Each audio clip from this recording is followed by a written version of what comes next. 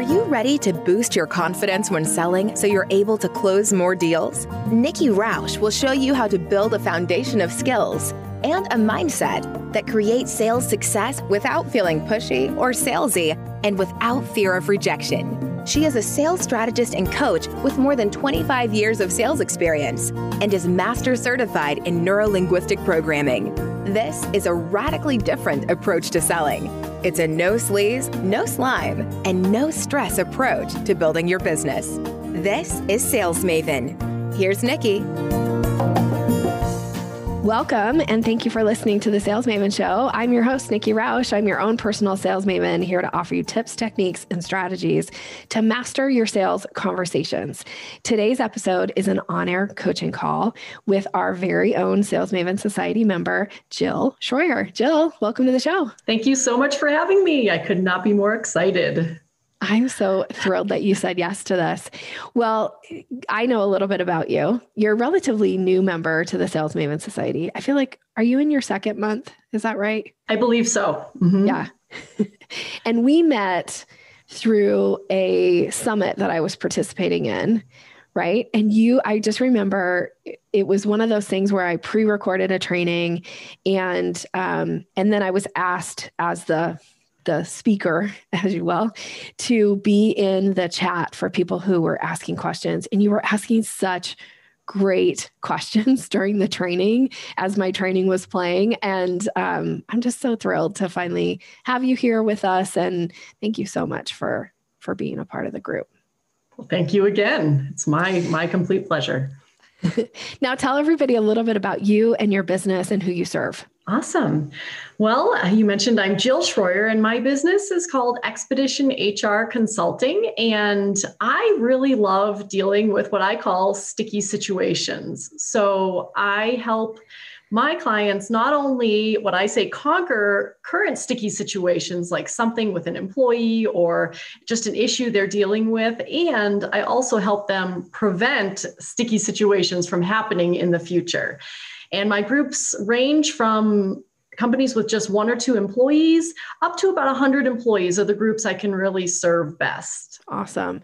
What is an example of some of those sticky situations that you really do help serve your clients with? Great. So one that I love talking about, and I feel like it resonates with so many people when I say it, is what I call the high performing jerk. So it's the person in the office who they're so good at what they do and they really impact the bottom line, but they are a jerk and no one likes working with them. And I've actually had quite a few people reach out to me with this type of situation saying, we can't let this person go. They're kind of the lifeblood of our company.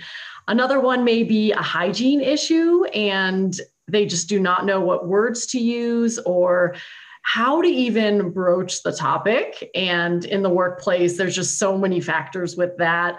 And I just say like the troublemaker employee, the gossiper, the person that maybe they're a good employee, but they kind of just ruffle feathers and cause problems. So those are a few examples. Those are some great examples. Having come from the corporate world, I can as you're describing these, I'm like, oh, so-and-so just came to mind. Oh, so-and-so just came to mind, right? I know, especially from, my background in sales and working on sales teams and managing sales teams, that sometimes your top producer in your sales organization can have a lot of ego, right? Which makes sense because this is a high performer. This person is bringing a lot of dollars to the bottom line, but they can sometimes be a jerk. So I can so relate to that. And I always use the term, they're holding everyone hostage with their behavior because they're such a good performer. Yeah. And what I try and get in there and do is say, okay, let's separate the two. Let's talk about their performance as one item and the things in their behavior that need correcting as another issue. And it's amazing what kinds of transformation can happen when you kind of break those apart. Yeah, totally. Love it. And then are you also helping people with, I think I know this, but I'm going to ask, onboarding of new hires, and are you doing that piece with the HR stuff? Yeah, so I have kind of two programs, a subscription program, which walks through what I call my 10 pillars of foundational HR, which does walk them through everything, recruiting, interviewing, onboarding, all the way down to benefits and compensation, kind of a self-serve with my one-on-one support as needed. And then I also do jump starts where I teach them all those things, such as how to bring on maybe your first employee, or how to just form a better process of bringing on employees in general. Did that answer your question? Mm-hmm. Yeah. Well, let's dig into it then and the way that you serve your clients right now. So you have this subscription model that people can have access to your content, but also access to you to ask questions. Is that right? Exactly. Okay. And then what are some of the other ways people can hire you? So I have primary offerings, that subscription being one of them. The other one is what I call a jump start. And that's for those clients who say, wow, that subscription is great. And I love all the resources you mentioned. I don't have time to tap into those. I need to get up to speed and I need to do it quickly. So I have a jump start, which supplements the subscription and ideally is kind of what happens first. And then they transfer on to the subscription more long-term to have continued support, tap into resources as sort of a refresher. And so there's kind of a more intense and a less intense jumpstart option, higher ticket packages for them to add on. And then kind of a third option is, the entrepreneur, small business owner who needs to hire employees. Maybe they're going to their first W-2 employee, which I say not a contractor, someone that actually needs to be on a payroll, given a W-2. And I have some smaller packages where I walk them through just what does that mean and ways to prevent sticky situations when you hire this person. And then the tactical, the forms, the just exactly the steps to take to bring them on. Awesome. I love it. I love what you're doing and who you're serving. Is there a particular industry that you find yourself working with more and more, or is it really more about the size of the company? It's more about the size of the company. I'd say I can help companies with under 15 employees. My sweet spot is 15 to about 100 employees. And the reason being that most employment laws kick in at 15 employees. So I always kind of I always say I preach what you do if you had 15 plus employees, even if you have 5. But there's a lot less really that you have to worry about legally. I'm not a lawyer, don't claim to be one, but there's things that you have a lot more leeway with under 15 employees. And so more so than industry, I'd say 15 to 100 employees. And just kind of a side note, companies that believe in the value of HR, those are my ideal clients. They understand what they're getting, not just the tactical piece, but wow, we are preventing sticky situations from happening from just the time that they're going to save from dealing with these things. I mean, they'll consume you for weeks until you resolve it. And the dollar side, hundreds of thousands of dollars in potential lawsuits. Yeah. Yeah. Okay. Awesome. So fun to learn more about you and kind of dig a little bit deeper about your business too. All right. Well, this really is an on-air coaching call for you. So my question then now is, how can I serve you today? What are we going to talk about? Great. Well, I am so excited about this niche of sticky situations. I love when people call me and say, I have a situation, and that just lights me up. I get so excited to explore all the ways I can serve them.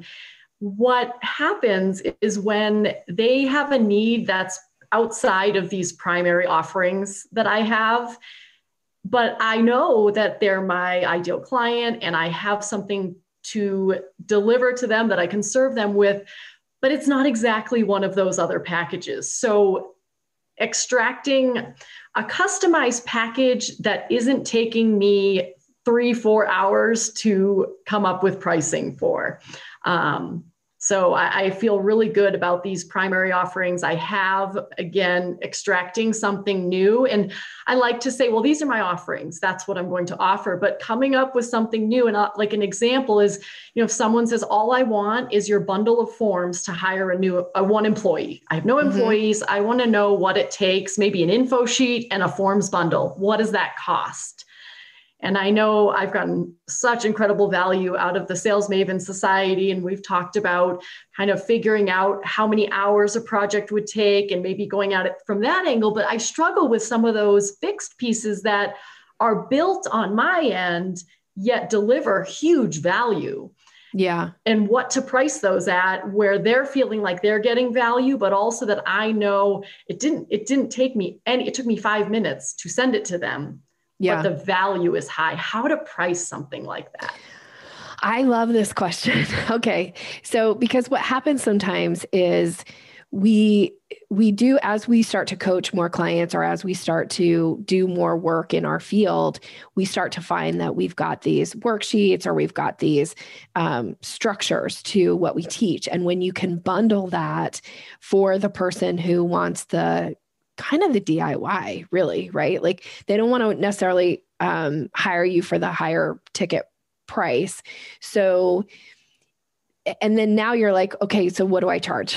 Because these, if somebody's going to work with me and do this, it's probably what would it be for all of those forms and to work with you privately? Is that a $2,500 package or is that a $10,000 package? Help me understand that. Okay, so this package going from 0 to 1 employee, kind of the most intensive, I call it, which kind of to set the stage includes like a kickoff meeting where we identify every item, the forms bundle, as well as ongoing support with me for a period of time. And that is, the price of that is $29.97. And then I have a less intensive package for $14.97. Okay. But I don't really carve out the offerings within that currently. Okay. And so. Yeah. So one of the things that we need to understand is kind of what's that sweet spot? Like what will somebody pay for just this bundle of forms? And this is going to be testing the market, right? Like, and when I say that, what I mean is that we can talk about a price today and help you identify what you're comfortable with, but we might go down a little bit and we might go up a little. Well, we're probably definitely going to go up at some point with these because we have to start to understand what will the market bear, right? Like what will the market pay for it? So one of the things that we have to set aside, especially when it's like our work and you've put all this work into creating this bundle of these documents that somebody really needs. And is it something that I'm just going to like play with you a little bit? I'm going to ask you some questions and I would do this I do this all the time with pricing with my clients. Like, would somebody pay $100 for it? This is my question to you. Yeah, definitely. Okay. Would somebody pay $200 for it? I would say yes. 300. Maybe. Okay. 400. Maybe. Okay. 500. I don't know if it's allowed to give the same answer. Yeah. 500 starts to go towards, I don't know. Okay. So just based on your response, here's what I would suggest. Start it at $295. Because you were really confident in the 100, you were really confident in the 200. And when I said 300, you said maybe. And then when I said 400, you said maybe. And then you were like, 500, I don't know. If you started at $295, or you could actually put it out. I don't know if you have a list yet. Are you building your email list? I am. I have a relatively small one, but I'm doing efforts to grow it. Yeah, good. I love that. So you can always test this in the market too, like to your list. You could put out a special offer and give people access to these documents. Like let's say we put it at the $295 price and you offer it for a very limited time for $195 and you see how many buyers you get. And if you get no buyers, okay, so either we need to like figure out, is your list not used to buying from you, or is there no value in it? If you get a couple buyers, okay. They're not used. The list isn't used to buying from me because I haven't sold from them. So we need to train them in my list. Yes. Okay. So we need to train your list to buy from you. One of the great ways to do that is with an offer like this. So you have a $295 and you could test this for anything. So I'm not trying to get you to give your stuff away for free, but if you really want to really test your list, make it so hard for them to say no. So if it's a $295 price, you could put it out for $95 and see if you get a bunch of buyers. And then you can leave it at that $295 price, and you can promote it at any point at $195 or at $250 or whatever. And then but here's what I want you to really, and I think you and I've done this in the Sales Maven Society when some of your questions too. Once you sell 5, raise the price. Once you sell 5 at $295, raise the price, because now we've proven that that price works. I love that. And it just gives you an opportunity, again, just to test it. You can always go down and you can always go up. And you don't necessarily have to sell 5 just to give you permission. Like you might sell 2 of those and go, there is so much stinking value in this. I'm going to charge $5.95 for it. Great, do it. If you can get someone to pay you that, awesome. But it's okay also, I think, to test, because this idea of this bundle, like you've already done all the work. Right. And if you can put it in a super easy to deliver, super easy to purchase package, then, whatever you sell it for, it's just, it's really, you're just kind of starting to bring in revenue. And we're also planting seeds. I would also encourage you to put an email campaign around it that they could buy it at this special price. And maybe you offer a one-off strategy session with you, a 45-minute or a 50-minute session or a 2-hour session with you, whatever, at another special price. So you sell them something and then you offer them something else. I just saw this done really well. I brought in because you were there, I brought in a special trainer last week for the Sales Maven Society. Like I hired a trainer to come in and teach you guys something. And she made an incredible offer, because I let my trainers make an offer to you guys. She made an incredible offer and I bought it. I loved it. I was like, I'm buying this. This is such a good deal. I'm going to buy it. She immediately offered me something else that I also then bought. And then she immediately offered me something else. I didn't buy the third offer, but I bought 2 of them. And I was like, I love her. And I love that she is so on top of the sales. Now I brought her in because her and I have a very similar philosophy around sales. She wasn't teaching sales, but man, she was set up so good around it. So don't be afraid to sell them something and then offer them right immediately something else and see if you get some takers. Okay. And then once we have this bundle package, as you continue to sell those, what may happen is you might have some new forms that you're going to add to it at some point, and you could raise the price. But you could also then go back to everybody who bought the first round of it, and you could offer them some really special price to get the next iteration, right? Yes. Taking a million notes. Okay. I feel like I'm fire hosing you. So I feel like I'm just thinking this could definitely translate into, another kind of little pre-made offer, I guess I'll call them, related to what I do. And my thing, I love what you said about the maybe price it at $99 as kind of a promotional option to get them to buy. It's funny. I just sent out a newsletter today, and this was the first time I asked people to buy something. It probably wasn't as obvious as it should be, but it was a screaming deal. And I'm really curious if anyone's going to pick it up.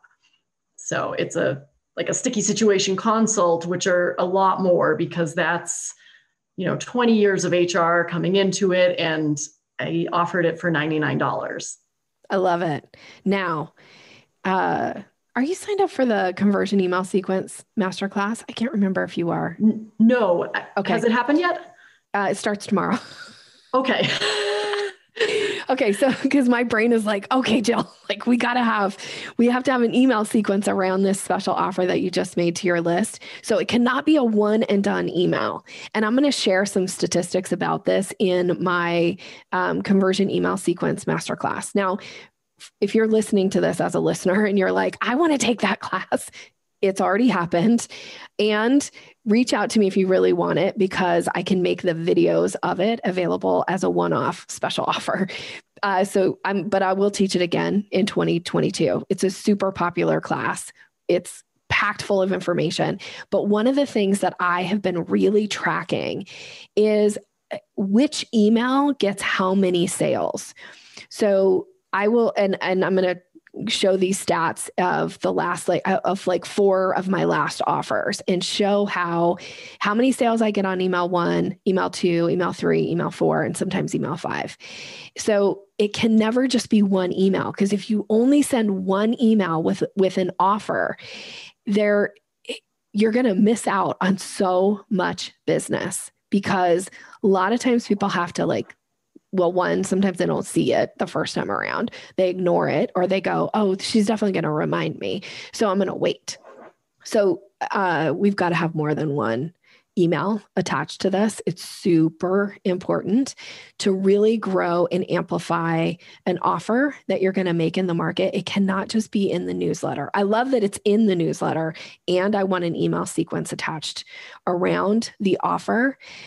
You're missing business if you don't do this.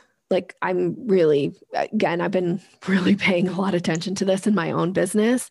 And I just see it over and over again, because we're tracking these things in my business. Like, how many buyers did I get on, this email? How many buyers did I get on this email?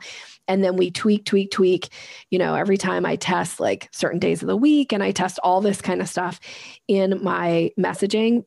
And when I send them, and this is why I teach the conversion email sequence, is because I actually give you my formula for an offer in it. And it's a 5 email sequence. And I kind of break down, like, this is what I talk about in email 1. This is what I talk about email 2. This is what I talk about email 3. This is what I talk about email 5, or email 4, and then 5. And that sequence, I just use it over and over again for every offer that I make. And then just tweak it, right? Like, adjust it for the offer. But I see over and over again the importance of each one of those emails and how many buyers it brings in. I love that it's kind of templated. It seems such a big project, but it sounds like infrastructure. Get it in place and then repeat. Yeah. And this is actually why I started teaching this, because I had never planned to teach an email sequence class, but I kept, I write these email sequences for my own business, and they're painful to write, just being really candid. It's hard. It has been hard for me to write email sequences, and I like to repurpose, recycle, and reuse everything I do.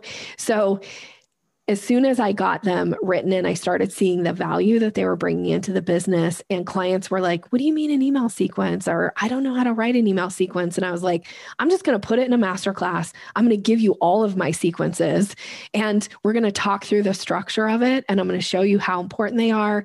And I'm just going to give you mine, because sometimes I wish somebody would have given me theirs, because if somebody would have given me theirs, it wouldn't have taken me so long to put them in place, because I would have been like, oh, okay, now I got this done. So I taught this class I taught it in the summer of 2020, and many of the participants came out of it with all of their sequences written, which was the goal, because they were like, oh, well, I have got this template that Nikki gave me. Now I can just take her garbage out and put my good stuff in, and now it works, right? So I love that. Yeah. All right. So I want an email sequence for this offer. That was, okay. I kind of got us off topic of what you actually wanted me to coach you around, but, that's okay. And then I want you to do an email sequence for this offer for this bundle. Perfect. And here's how we know if it works. Do people pay for it? Will they say yes to it? Are they going to buy it? So yeah, that's where we're going next. I feel like you had another question for me. Did you? Yeah. So kind of back to this 0 to 1 employee package. This is actually, it wasn't intended to be a package. So this is kind of what happened. It was something I customized, and then had all these struggles with what I put together. So kind of to break it out, not so much that it's because the value is huge.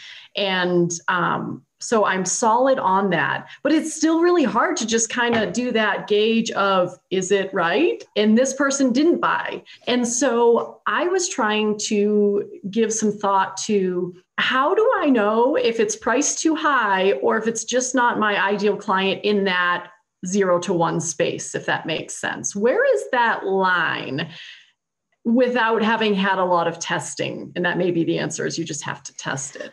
I mean, there is going to have to be testing to it. And I'm going to say this is going to be a little bit of gut for you. Like, check your gut a little bit if you believe in that. Like, I'm a big gut check type person. 100%.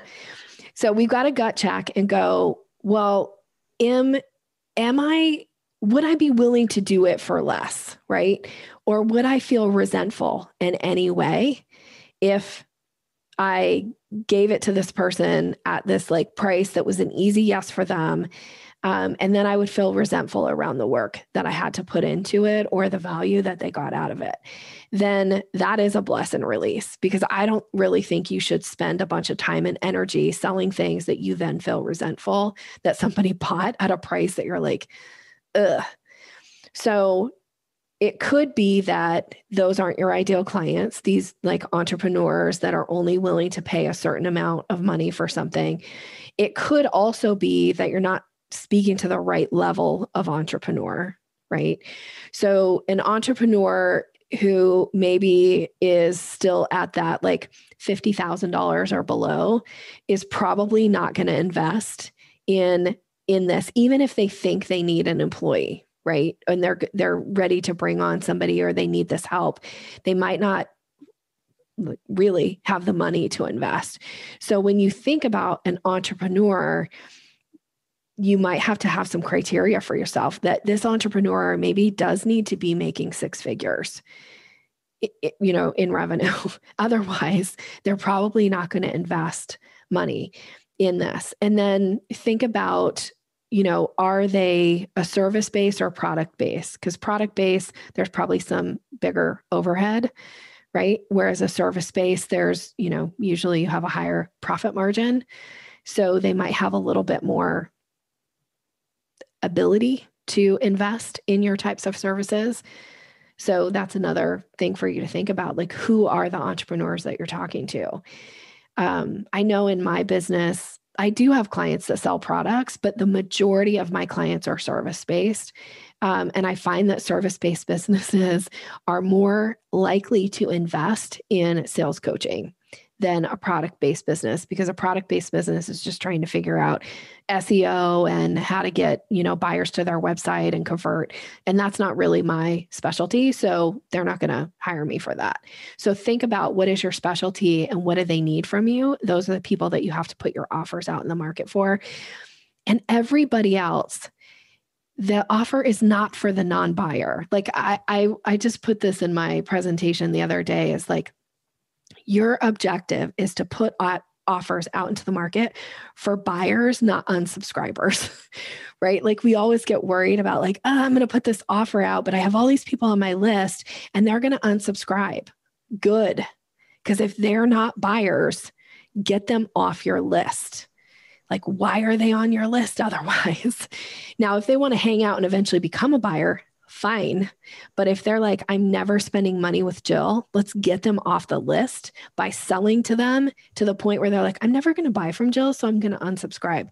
Good. Bless, release. That's so good. And I've been thinking a lot about that. I have a decent idea of the type of people that are on my list. And I think 25% of them, there's a very good chance they'll buy, which is why I probably waited way too long to sell to them. I started building my list just over a year ago. Okay. And I think I'm at that point where I still have that moment of, oh, someone popped off the list. Why would they do that? And you've actually helped me reframe that to say, this is great. Even if the list gets smaller, you start knowing more and more who your buyers are, and going back to that, who sees the value in what I do. That's right. Even if they're not ready to buy. That's right. And the people who are not ready to buy will typically hang out on your list, no matter what you offer or how often you email them and try to sell to them. They'll kind of hang out. I think I just had somebody join the Sales Maven Society, and she's been on the list. Like, we were trying to figure out, like, where did this person come from? Because it felt very out of the blue. We typically know like where people come when they join. And this person, it felt very out of the blue. And so I asked my team, like, will you look into this? I'm just trying to understand, like, how did we get to work with this person? Like, I'm excited about her, but how did she get here? She'd been on my list for 3 years.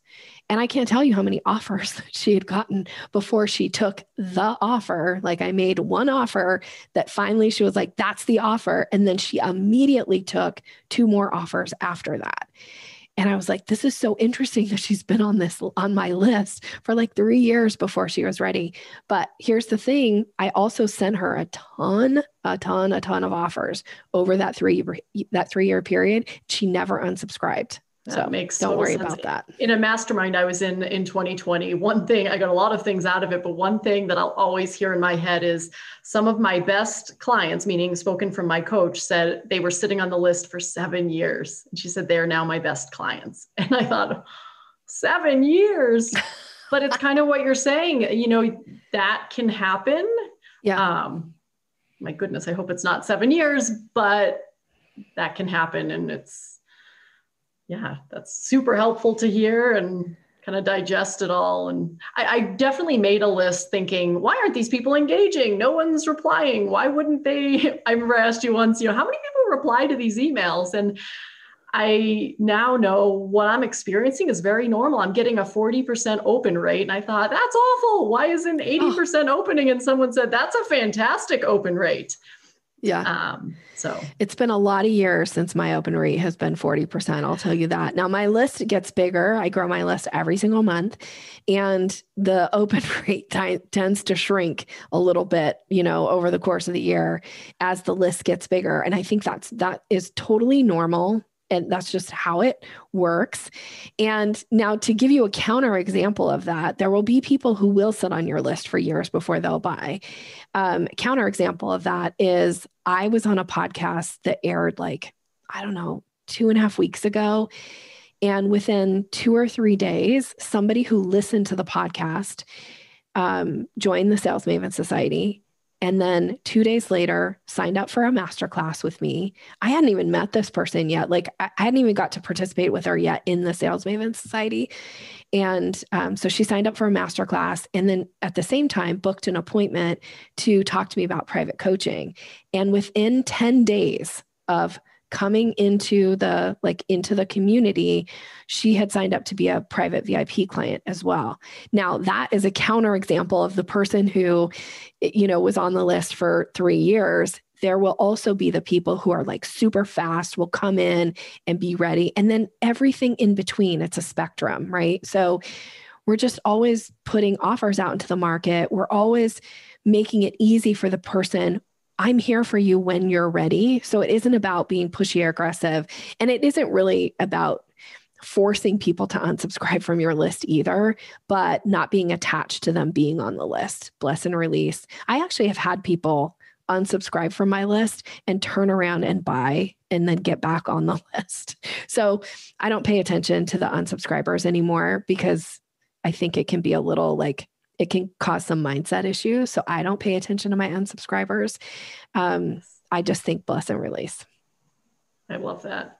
I never really knew what happened when I pressed unsubscribe before I was in business, and didn't really know that it can, especially a business of my size, which is relatively small, still growing, and a smaller list. I look at all the reports, I'm big into data, and I haven't had that many, but again, my list isn't that big. So when I do have one, it's like, what happened? What did I do? I did something wrong. And instead it's no. I've been trained over the past 6 months to know, no, that's a really good thing. That's good data. It's good data. Yeah. I love the data. I love it. All right. Well, as we wrap up today, I always like to end with 2 questions for you. The first one is, what has been one benefit you've received from being in the Sales Maven Society? I have to narrow it down to 1. Gosh. You could give 2 if you feel compelled. Nikki, when we post something and we get you responding, that is priceless. I mean, it is, you have so much knowledge, and the opportunity to go in a group like this and do that, it's something I've never experienced before. You are told you'll get feedback and maybe peer feedback, but this is just, I get incredible value every single time. And I would say the other benefit is just the caliber of people in there. There's really high quality people that when they comment, it's really high value as well, at least in my experience. So it's not just anybody in this group. Clearly, we're getting support through you, but others that provide support, I feel like they're just really quality people. They are. Thank you. And I will say you have been such a great implementer. I love the way you pose questions to me. Like you give me like great detail of here's what happened. Here's what I said. What would you recommend I do differently? Like it's always so clear in the way that you pose your questions to me. And I feel like I can give you really specific answers.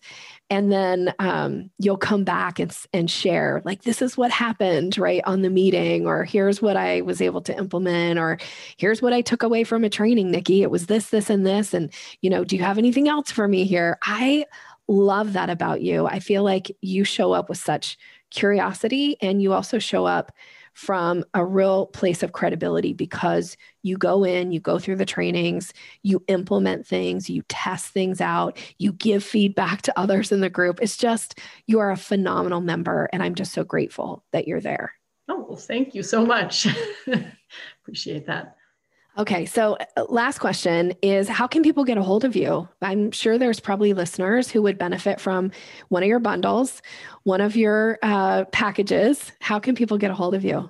Excellent. So expeditionhr.com is my website, and there's an easy way to either get on my mailing list where I strive to provide high value currently twice a month, or reach out to me personally and set up a mini free HR assessment where I give an idea of what is going on in their business and can point them in the right direction. And I am loving Instagram and feel like it's a great community that I've kind of gravitated to, and others. So at Small Business HR Utah is my Instagram handle. So I'd love to connect there as well. Awesome. And Jill's contact information will be in the show notes too. So please connect with her. She really is quite a phenomenal person, and I'm so honored to know her. And I think you will be too. So connect with Jill, and certainly if she can help you with HR, please connect with her. All right. So as we wrap up today, if you have listened to the podcast anytime in 2021, you know that 2021 for me is the year of the question. So I like to end the podcast episode with a question for you. I don't think I've given this one yet. And this is something that happens when somebody does decline. I knew we were going to talk a little bit about pricing today in this. So here is a question that you can ask when somebody declines your offer. You could say, may I ask your reason for declining?